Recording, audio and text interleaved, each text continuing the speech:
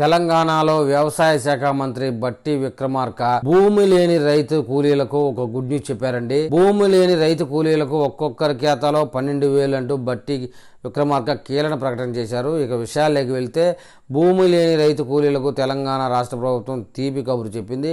వారికి ఏడాదికి 12,000 ఆర్థిక సాయం చేస్తామంది. అంటే సంవత్సరానికి ఒక్కసారి 12,000 రూపాయలు వారికి లబ్ధి చేకూరేలా చేస్తామన్నట్టు మాటండి.